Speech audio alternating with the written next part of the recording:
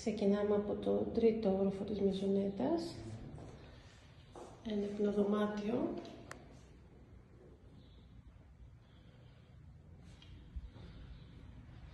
δεύτερο υπνοδωμάτιο, μεγάλο, με μεγάλη βεράντα, ξύλινα πατώματα, τεράστιο μπαλκόνι, με πέργολα. Το μπαλκόνι συνεχίζεται και στην άλλη κρεβατοκάμαρα. Έχει θέα θάλασσα. Το μπαλκόνι συνεχίζεται πίσω, μικρό βέβαια. Διπλά τζάμια, σίτες, μεγάλες ντουλάπες.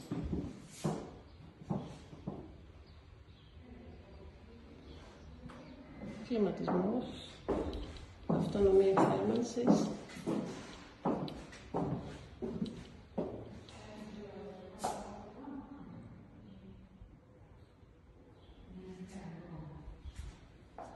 ένα μεγάλο μπάνιο με μπανιέρα,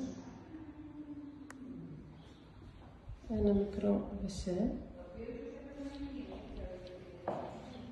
ένα υπνοδωμάτιο ακόμα, το τρίτο, με ντουλάπα, και συνεχίζουμε στο δεύτερο όροφο, το κάτω επίπεδο.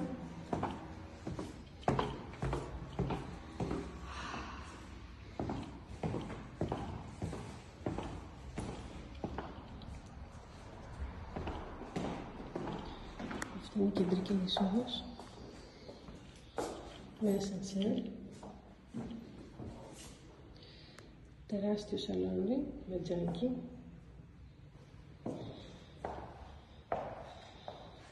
μπαλκόνι ξεκινάμε από εδώ, έχει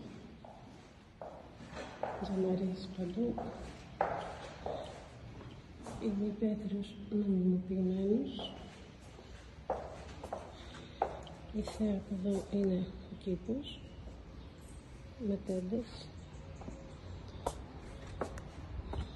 τέντες παντού.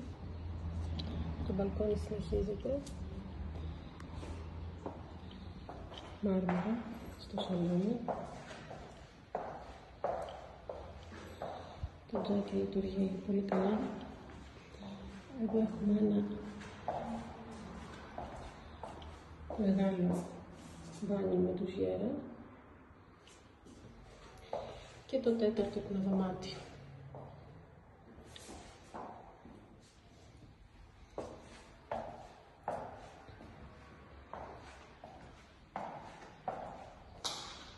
Και εδώ είναι η κουζίνα. Κουζίνα με γρανίτη, έχει το παράθυρό της και το μπαλκονάκι για διευκόλυνση της νοικοκυράς, η θέση του ψυγείου, ο φούρνος διχυσμένος, και εδώ έχει ένα δωματιάκι που θα μπορούσε να γίνει πλυσταριό. Αλλά επίσης θα μπορούσε να γκρεμιστεί και ο τοίχος και να γίνει ενιαία η κουζίνα με το σαλόνι. Πόρτα ασφαλείας.